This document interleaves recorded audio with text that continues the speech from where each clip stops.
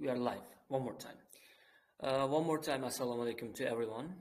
To those of you who don't know me, my name is Shermuhammad and I am from Andijan, and I got 8.5 back in January, and after that time I have to admit that my life has changed a lot dramatically, and today I stand in front of you getting 8.5 one more time, which I have to thank you for your support and congratulations post, which I've been receiving since I've shared my um, result in this very channel, right? Today we are going to do something that I haven't done before. Let's turn this channel into kind of a blog today, only for today, and except for this, uh, let's say, unique opportunity.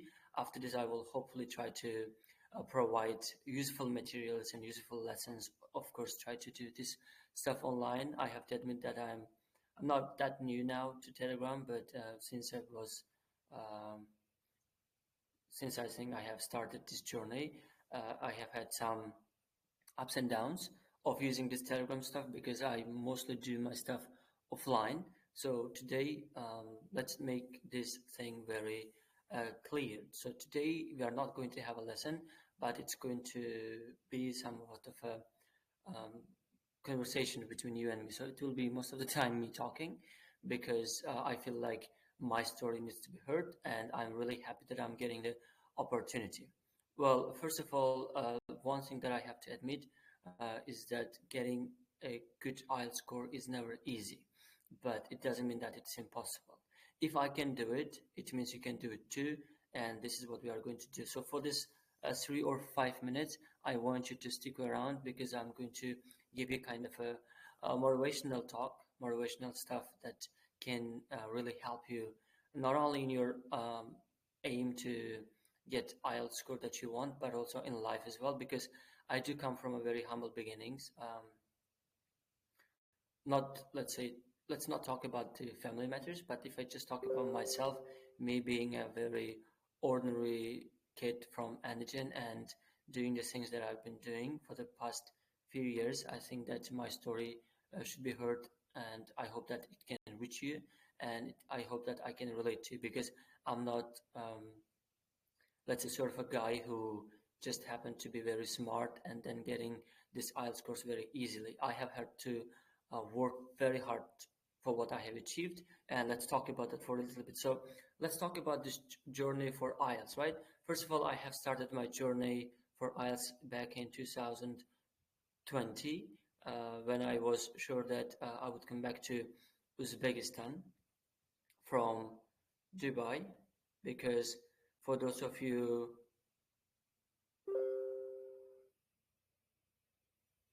sorry.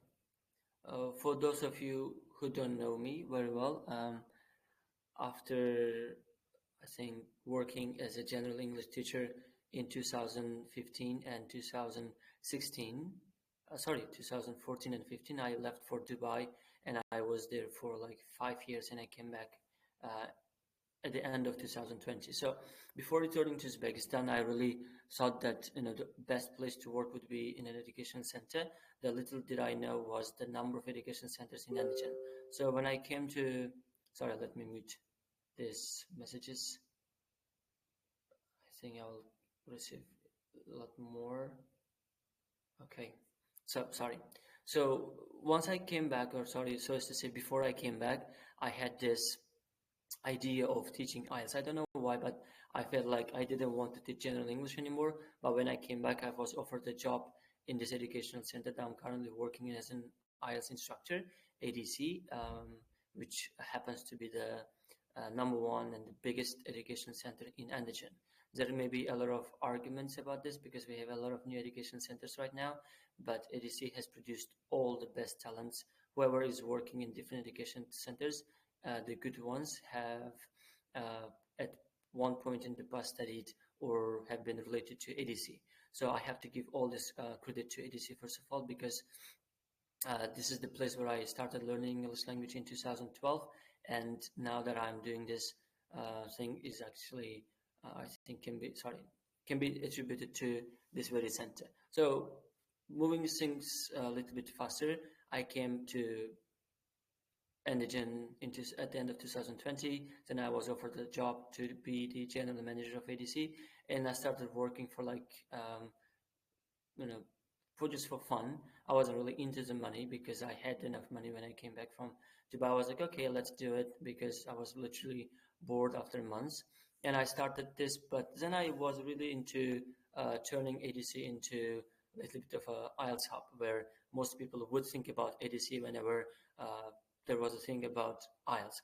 So I started taking mock tests. I tried to make mock IELTS very common in Andijan, which was not really the case at the time. Many people were not really into social media back then. So I started announcing mock IELTS tests, and then having no IELTS certificate, I felt the confidence of taking IELTS speaking mock tests and checking the essays by teaching myself through watching YouTube videos and really try to be, I don't know, competitive and ambitious in order to get better. So I started working in 2021 January, and then fast forward to 2 3 months back in 2021 March 25th or 21st. I think 25th. I think 21st was Nowruz Day. So March 25th, I took my first IELTS test in Tashkent with British Council. So my first test was with BC, and I got 7.5 overall after my first attempt without having any, let's say, any teacher, having taught myself through watching YouTube. I went to Tashkent to take the test. I literally didn't have to take any IELTS because I wasn't teaching at the time. As I said, I was the general manager, so I ended up getting, um, what did I get? I got eight in listening, and 7.5 in reading, and 6 in writing. So the reason why I think that today's kind of therapy session between you and me is going to be motivation for some of you is that like I didn't have this kind of expertise or skills to get 8.5 in general. So what happened was after 7.5, I was kind of happy and devastated. Of course, I aimed for a higher score, but I didn't know how I could get that. And then things unfolded, and I had to take up the position of one former teacher of ADC called Natalia, who lived, who was living in the city, but for some personal reasons, she had to leave our town, and I had to take up her position as an IELTS instructor. So once I started working as an IELTS instructor back in 2021, I think of August, it was kind of challenging in the beginning, but I handled and I started to make progress, and my students started to get good scores. My first ever student got 7.5, and it was really a push for me. And it was kind of a sign that actually I was destined to be involved in this IELTS world. So in 2020, again in March or April, I took the test again, and at the time I got 8, and I wanted to do even more things. So I kept working on myself. I kept working with my students offline most of the time. So I didn't really know that Telegram thing was a thing. And this year in last year in December, I decided that I wanted to take the test again, but I didn't know if I wanted really or not because I wasn't really sure if I could get a good score because I was really preoccupied with my duties when it comes to um, managing the center, because the center has over 7 branches and including a private school. So I was really busy with a lot of paperwork and managerial stuff, which can be very daunting and stressful at times. But in January of this year, I kind of had the courage to take the test again for the third time, and I went to Tashkent. But this time I decided to take the test with ITP. So my second time when I got 8, I took the test with BT again, and I took the test with ITP this time. I was really curious as to how they're going to judge me. And I took the test, and many people to this day can say that I got lucky and then got 8.5. And I want to tell you one thing: if you deserve a band 6 and you get 6.5, or you get 7 and then you got lucky, maybe you can call that a luck. But you cannot say that somebody got a certain score because they are lucky or because you couldn't get it. So sometimes you have to learn how to kind of maybe turn a blind eye to other people's success if you cannot appreciate it. At least don't spread hatred, because I remember me getting 8.5 and really being over the moon, but I had a lot of people who really thought that I didn't deserve it. But at the time, I was sure that I had earned it, and I was really trying to kind of, I don't know, make a living out of teaching IELTS rather than just managing, because honestly, being a manager was kind of taking a toll on me in my personal life. Because last year in August I got married and I had to spend a little bit of more time with my family, which I wasn't able to do while doing the managerial job. And this year, March, I decided to leave my managerial post and dedicate myself entirely to teaching IELTS. And after that, I was also kind of exposed to this Telegram world. I think back in November of last year, I remember opening a Telegram channel, but I didn't know why I had opened it, and I abandoned for like good 4 or 5 months. And after I got my 8.5, I thought that I could run it now because I had the certificate now. And after that, I took the test again in July. I got 8, I fell short, and I took the test again in August. I took 8 again, I fell short. So for many people, getting an 8 is a very good score, and I think many people would even kill for getting 8. And for me, it was like a bad day. And I realized that especially back in September. So I got my result, I think, on the 31st of August or 1st of September, when I got my 8, which I shared to this channel.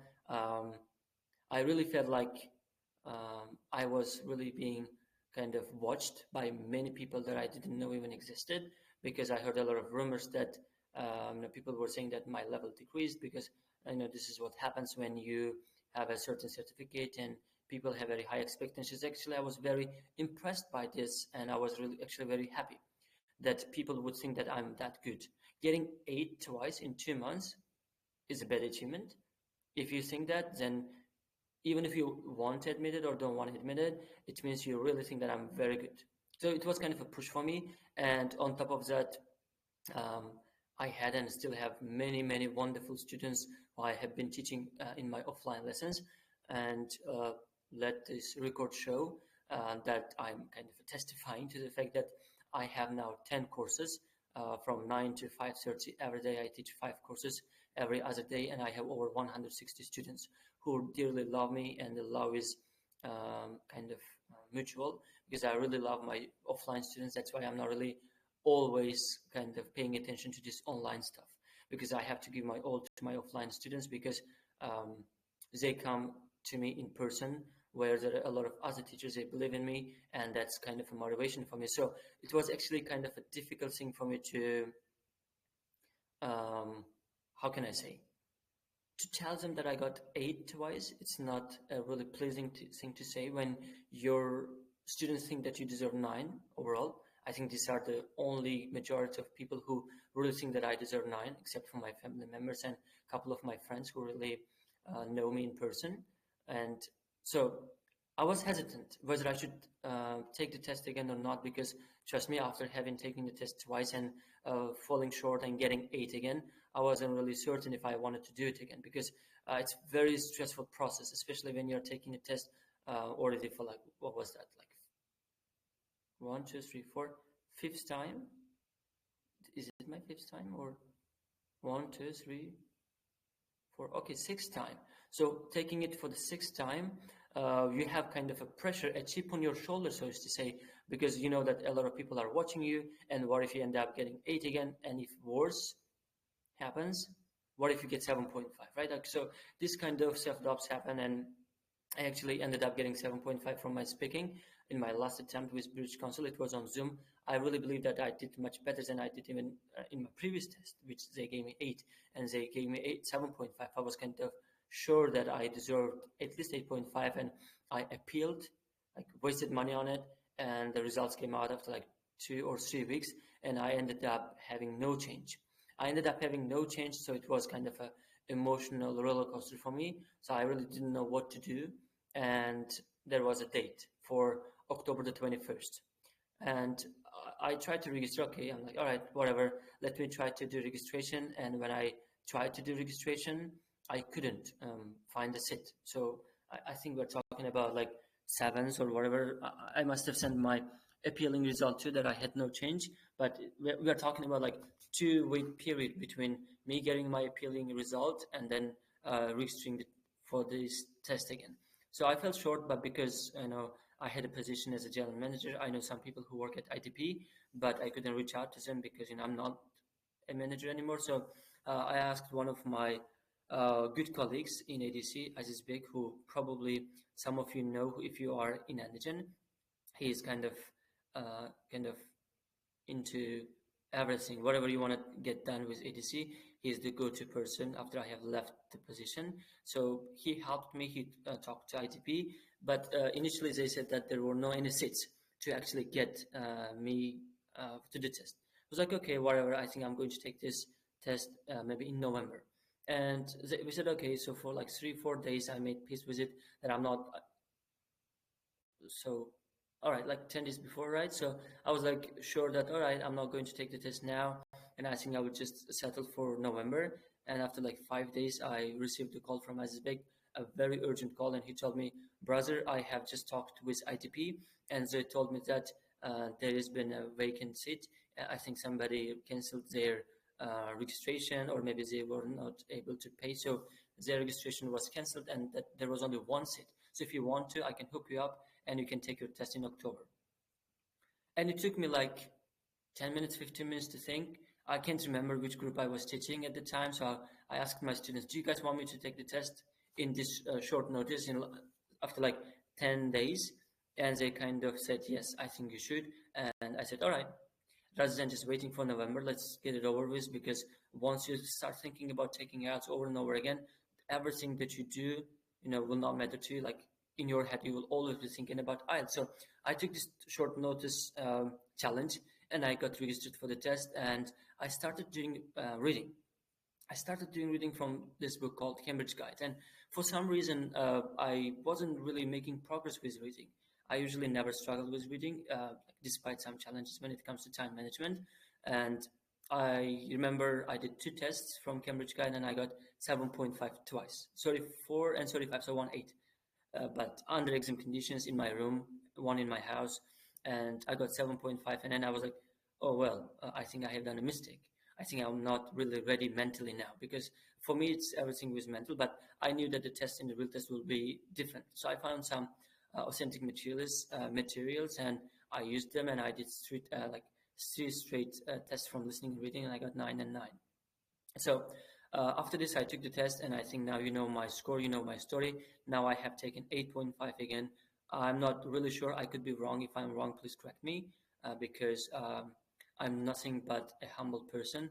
I never try to be arrogant. And if you know me in person, you know that I'm probably the most approachable guy. And most people who don't know me really think that I can be a little bit introverted, or I may not really be open to other people. And it's true, because if I don't know you, I'm not going to really be open with you. But once we are close, you know who I really am. And getting 8.5 was a really good thing and a bad thing at the same time today, because honestly, like, I didn't take the test to get 8.5 this time, because I have already taken 8.5, so like it doesn't really make sense, right? But not getting 8 again kind of makes me happy. So at least like repeating my high score, getting 8.5. And also if you talk about not getting 9, I was like a little bit devastated. And plus I received two messages from two of my students who ended up getting a little bit lower scores than we expected. So I was having a roller coaster of emotions in the morning, but then I realized that I think 8.5 is a great score, and that this can be a good motivation maybe to some people, because if I could do it, it means you can too. I'm not saying that when you're going to take your test next time, you are easily going to get whatever you do, but no matter what, you should never doubt yourself. Believe in yourself, because if you don't, nobody is going to believe in you. Trust me, except for some of your friends, nobody will want you to succeed, and they shouldn't stop you. And if you are scared, to do something big, that's the time when you have to even push forward. Because what I'm really trying to say is that if your dreams are not big enough, they will never scare you. And if they don't scare you, then your dreams are not big. So you have to know how to dream big. And trust me, taking the test over and over again is a really, really stressful process. So which is something that even now, like thinking that I want to take the test again, I don't know when, but if I want to take the test again, Like it's going to be again kind of a difficult thing to do mentally, because you will have a lot of things going on, because preparation can be a very tough process mentally. So that's that. And if I can do it, so can you. That's why never give up on your dreams.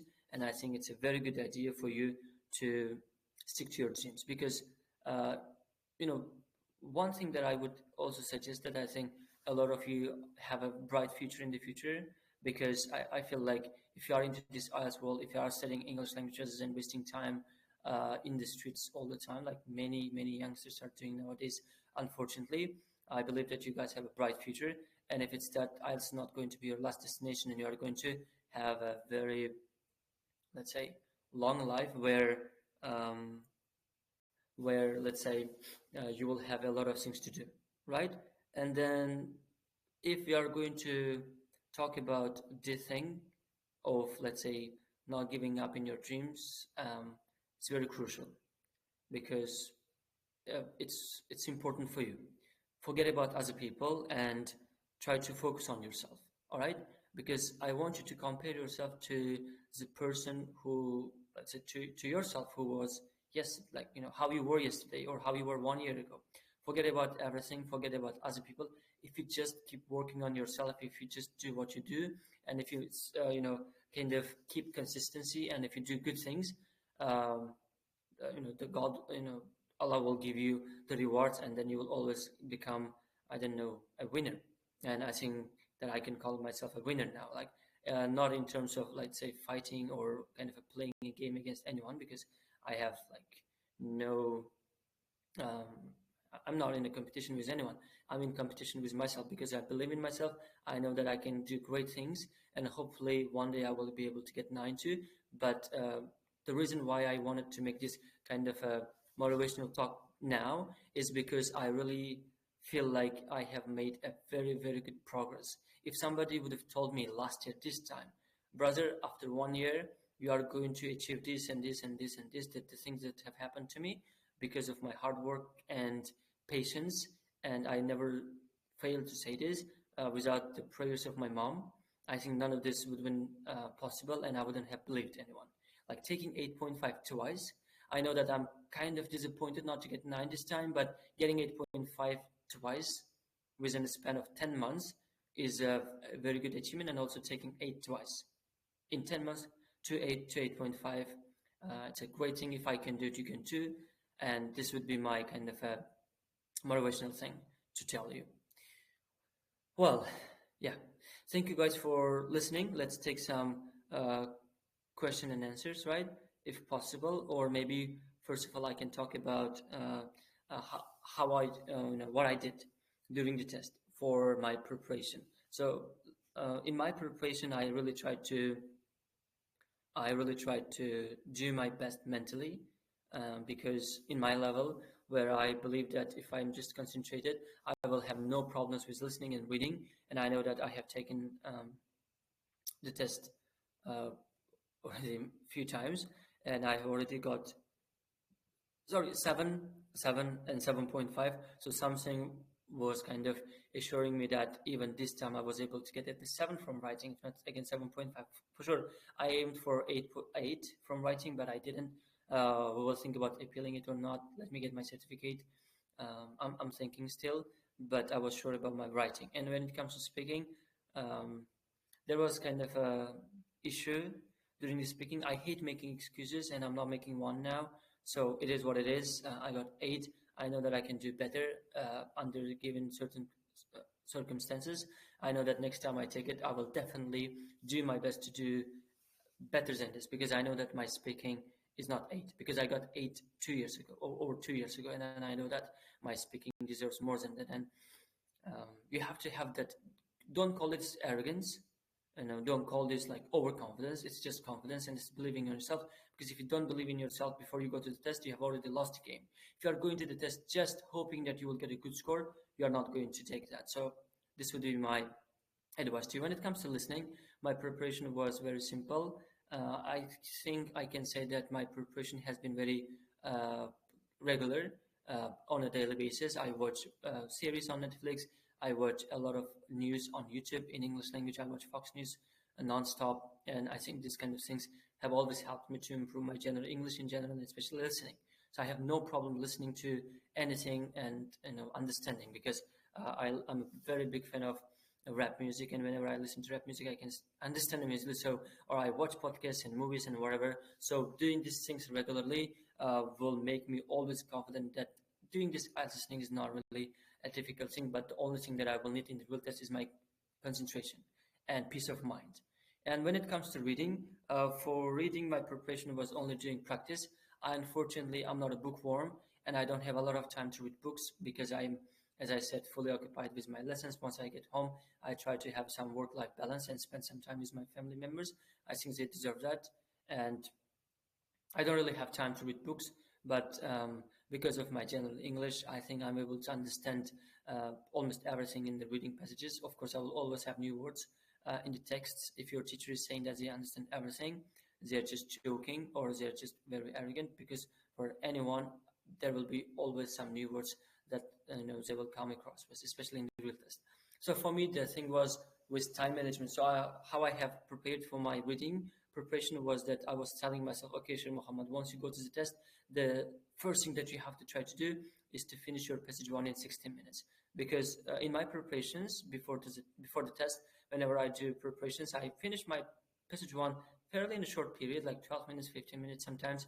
But in the real test, always before that, I would always spend like 18 or 20 minutes, which would leave me very little time when I went to my passage three.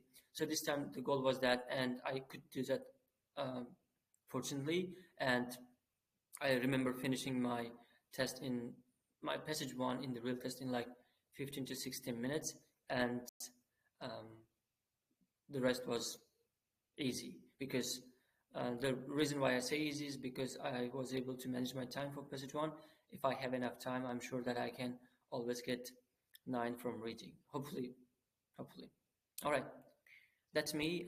So listening 9, reading 9, writing 7.5 twice, because before that I got 7 twice too.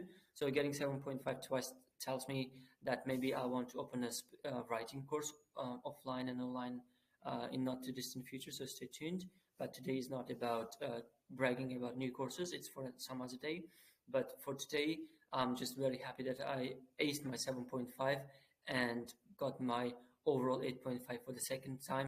And I really believe that I have silenced uh, anyone who probably is watching me secretly, and I think I have silenced them. And most importantly, I have actually silenced the devil inside me, who tells me that I shouldn't do great things, I shouldn't try to take up challenges, I should just be okay with what I have. Of course, I'm grateful for what I have, but if you don't take risks, you are never going to improve. Imagine studying with a teacher who hasn't taken the test, or who has taken the test only once and then have been kind of afraid to take the test. I think as teachers, people have responsibilities to take the test again and again, so that you can share real life experiences with your students, so that you can prepare them for the real test practically, not just theoretically, right? All right, that would be it for me for now. Do you guys have any questions? Let me go to the comment section and see if you have any questions.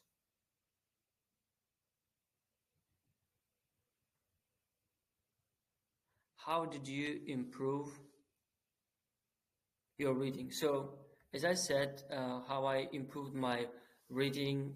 So, first of all, you have to know one thing about me. As I said in the beginning, I'm not just a new guy to this English world. I may be quite new to the IELTS world, because I've been teaching only for like over 2 years now, but I started learning English language back in 2012. I may look young or younger than I am, but I am 28 years old this year. So I've been in this English sphere for like, what is it now? Oh my God, 11 years. 11 years, and my general English is kind of a very long process, I would say, and I'm humble enough to admit that. So I didn't wake up one day and like read 100 books and then became perfect. It's a very long process. I think the reason why I'm good at reading is because of my general English, the fact that I understand words, the fact that I understand complex English. All right, Asl Big. All right, this guy who is texting, I don't know if he is in the chat now or not. Do I see him? No, he has left. But this guy Asselbek used to work in our educational center as a receptionist. Now he's in Korea. So if you watch, I don't think he will, but if you watch this recording, hi brother, really appreciate your support. We just talked with him on Instagram also. Hi teacher, have you course to? Of course, this is what I do. Mukhaya, Barshalayevna. I have offline courses and thinking about online courses really soon, but I have offline courses, but in Andijan. So if you are in Andijan, if you go to the channel's bio, you will see admin, and it's me, my admin. So you can text me, and I can get you hooked up if your level is fine. Who was the examiner in speaking? Okay, very good question. Who was the examiner in speaking? So as I said, I took the test with IDP, and my exam was face-to-face this time, because after getting 7.5 from British Council Zoom, I promised myself that I will never take the speaking test on Zoom again. I kind of feel like, there's a human touch, kind of a human factor that should be taken into consideration sometimes, that you have to be present and really show, really try to, maybe like convince the examiner that you deserve a high score. So this time it was face-to-face, and his name was Alan. His name was Alan. He was your typical old Englishman, which is kind of rare, I think, because I've never had this kind of experience, having taken the test before that 5 times. So it was a very serious man who wasn't really interested in me. He was very serious. So I was actually kind of happy, because most of the time when examiners are smiling at you all the time, they end up giving you a bad score. So having a serious examiner, I was hoping that I would be able to get 9. As I said, like, things happened in the test, and I wasn't really sure if I could get 9 from speaking this time, but I was pretty convinced that I would get 8.5, because I don't think that my fluency was 8. I don't think that my pronunciation was 8. I don't think that my grammar was 8. The only thing that I was kind of worried was my lexical resource, because I wasn't really able to show off my lexical resource skills. So yeah, it was an Englishman, old, named Alan. Reading multiple choice tips, please. All right. When it comes to reading, I think that it's very essential for everyone to try to focus on multiple choices, because they come always in passage 3, right? And in passage 3, you will always have like 5 or 6 multiple choice questions. And as you know, multiple choice questions really take up a lot of time. Like, you have to really spend a good amount of time on multiple choice, because it's not something that you can easily guess. So having said that, there are some easy things that you have to know about multiple choice questions. The first one is, have a good teacher. Go and, offline, go and study with a good teacher who has taken the test maybe a few times and know what they're talking about when they're teaching you reading. And they can easily do multiple choice questions too. That would be my advice. But since you've asked me, I think I can say that when it comes to multiple choice questions, there are 2 easy things that you have to take into consideration. The first one is that they will they will always point you where to read. If you pay attention to passage 3 questions, they will always tell you, okay, go to paragraph 1. What do they mean by this in paragraph 2, or paragraph this or this? So you will know where to read exactly. Just like a heading question, just like you read 1 paragraph and come back and make your heading, but this time it's even easier because you have only 4 choices, not like 10 headings, right? So this would be my first advice, or like a tip, which may make reading seem easier. And the second thing, I want you to pay attention to your choices in the multiple choice questions, where I believe that all the choices are totally different from one another. So I sometimes don't understand how students end up confusing them. I understand how, actually, because of the complexity of the text. As you know, passage 3 is the most complex one when it comes to its context and when it comes to the questions especially. But if you know that all the choices are different, it should make it easier for you, because now you can work with something called eliminating.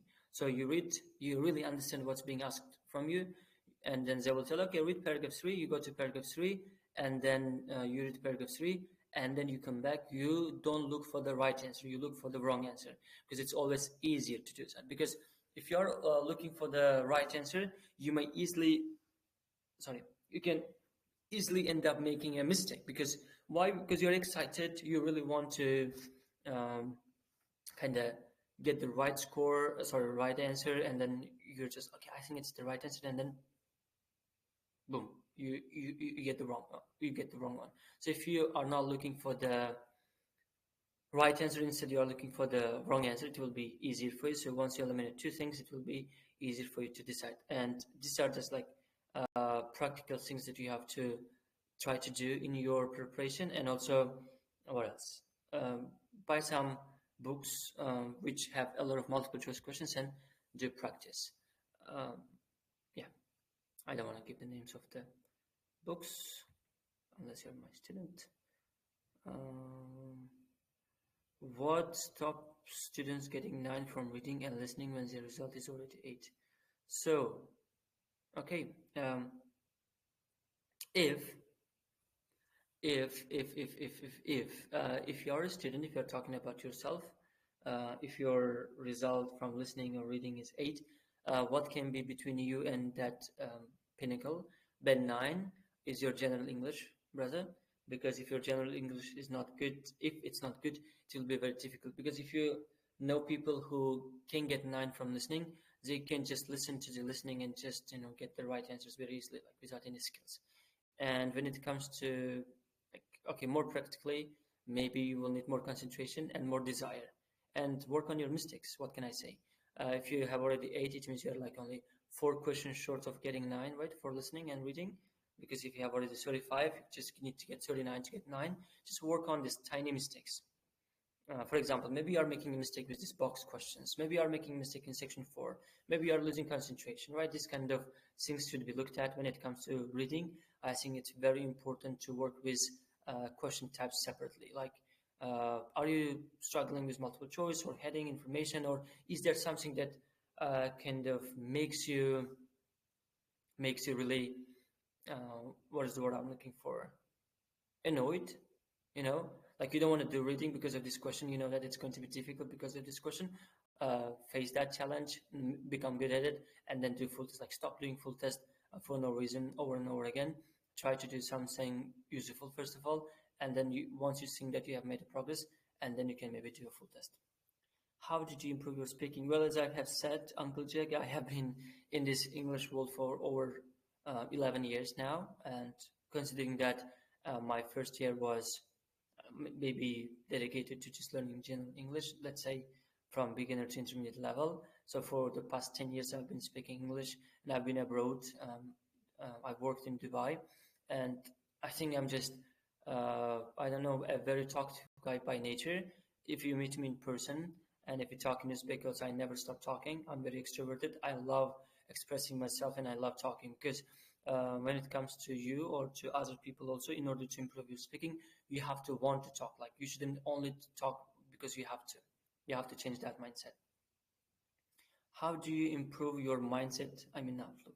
Well, I'm 28 years old, so I think this wisdom comes with age, maybe, because I believe that most of you who are teenagers, I believe that you are much smarter than me. Because when I was your age, like, I knew nothing. You guys know about your future now.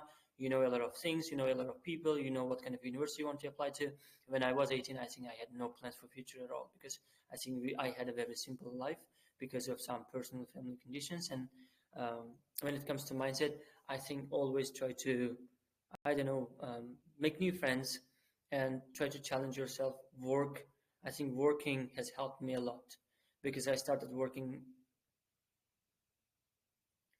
into, what does it make me? So 18 years old, I think. Yes, in 2013. So I would be 18, 10 years ago. So when I was 18, I started working at the reception of ADC, this educational center, and I started from there. So working has helped me a lot, and watching Western content, like the right ones, of course, like a lot of useful things, because rather than only being exposed to Uzbek content or Russian content or only to social media, it's a very good idea for you to try to expose yourself to different ideas and beliefs, so that you can know what's right and wrong, and you have to explore yourself. You have to explore, let's say, new things for yourself. Sorry. Is there any nuance of taking the test in CD and paper-based in terms of writing? All right. I'm sure. I'm sure there is. I'm sure there is, but I don't know how, because I haven't taken the test on CD. My all last 6 tests have been paper-based, and I have never wanted to take it on CD. I'm not really gifted with technologies. Like, if I sit in front of computer, I will lose my thoughts, and I think it will be very difficult for me to manage my time. And I'm just good at writing in pencil. You know, that's why it's very. I think, yeah, we will have to ask somebody else who has taken the test with CD, on CD when it comes to writing. But um, I think if you're good at typing, I think it's good. And one thing which is good is that you can always like change your, let's say, words or sentences more easily on computer. Whereas in writing, like, you write, let's say, one complex sentence, you don't really want to erase everything and write again, because it's going to waste a lot of time. So hopefully one day when I get 9, I want to be the first person to get 9 on paper. So hopefully that will happen one day. I would advise paper-based, by the way. Personally, I'm not really familiar with CD, so paper-based, because I think that unless your handwriting is very awful. Could you advise ELS books to improve reading? Yes. Uh, you know, I have a very, what is this, different approach when it comes to improving my students' reading. Um, I never tell them to read very complex books, or like Harry Potter or these kind of crazy things, because I really feel like you are going to get bored by touching these books, and you will never want to, you know, kind of take the test again or do anything related to reading. So read some intermediate books or upper intermediate books, which you can find in the channel. If you just go to the bio and then you see where I have sent files, you will be able to find some Macmillan books. If not, you can just go to Google and type storybooks or Macmillan books, download free, and then you'll be able to find them to improve your ELS reading skills. And yeah, could you share some tips for task 2?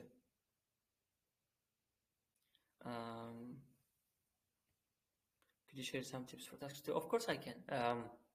I've actually had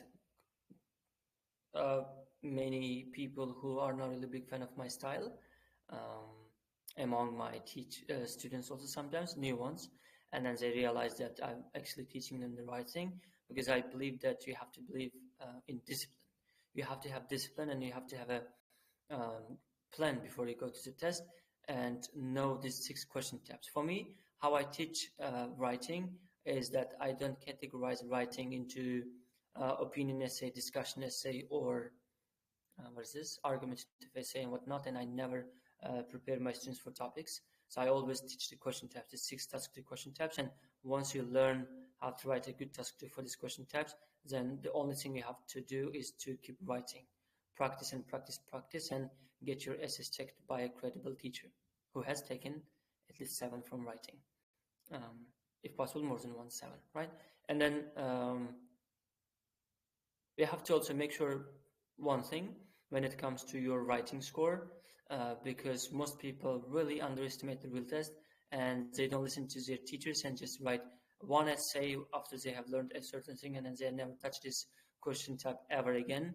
First of all, you have to make sure that you can write one essay in 40 minutes and then a good essay in 40 minutes. So these are 2 different and totally different things. So you have to be very good at both. All right.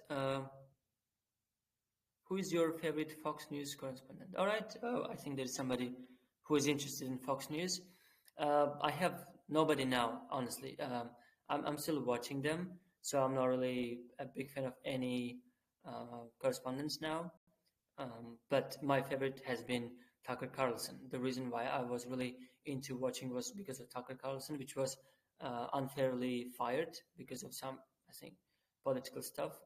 I'm sure I still can watch him on YouTube because he's running his stuff on Twitter now, and some people are uploading his videos on YouTube. So my favorite would be um, Tucker Carlson before, because I think he's the only guy who speaks the truth and who can, kind of go against the big guys. But now, if I had to choose, I would probably say JC Waters. If you know him, he is involved in this as a five. Greg is also fine. I like him. However, Kelly McKinnon is also fine. Um, the former, what was this like? Kind of a I forgot what her position was in the White House, but she worked with Donald Trump when he was president. But I think I would just stick with Jesse Waters. All right. Do you guys have any questions for me? Do you guys have any questions for me?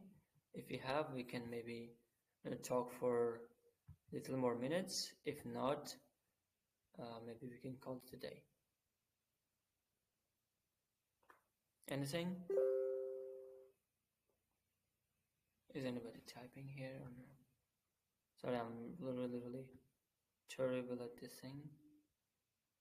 Okay, somebody seems to be typing, so let's wait for some time. I really like this thing. Wow.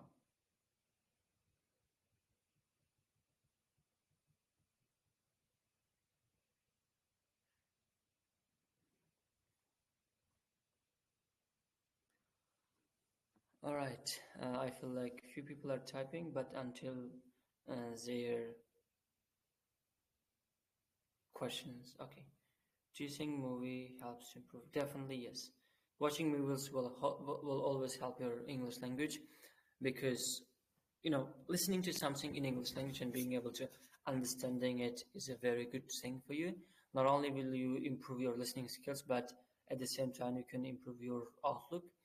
Depends on what kind of movies you're watching. And the second thing is, you know, it can help your speaking too, because you are going to pick up some different ways of expressing yourself by watching movies. But it shouldn't be like whenever you feel like you are bored and then watch a movie, then it's not going to help. You have to watch it almost every day if possible. Find some series to watch. For example, you can watch The Mentalist, Doctor House, Breaking Bad, Game of Thrones, what else, House of Cards, Peaky Blinders, Big Bang series, and many more that I cannot remember the series that I have watched. But currently, I'm watching a series called The Blacklist on Netflix. So I'm stupid enough to pay $10 to Netflix, because the what's this kind of a pirate channels don't really work well in my house, because I don't have a Wi-Fi connected in my room yet. So I use Netflix for money, and I've been watching The Blacklist. Indeed, before this also, I just watched one episode too. It really helps you with your outlook as well. So that would be my advice. All right, I think we can call it a day for this session, right? I'm really thankful um, for you for joining and being able to kind of be there for me when I wanted to talk to you guys. So it really means a lot. Thank you so much. Have you ever done shadowing? If so, how did you do so? So no. I have never done shadowing.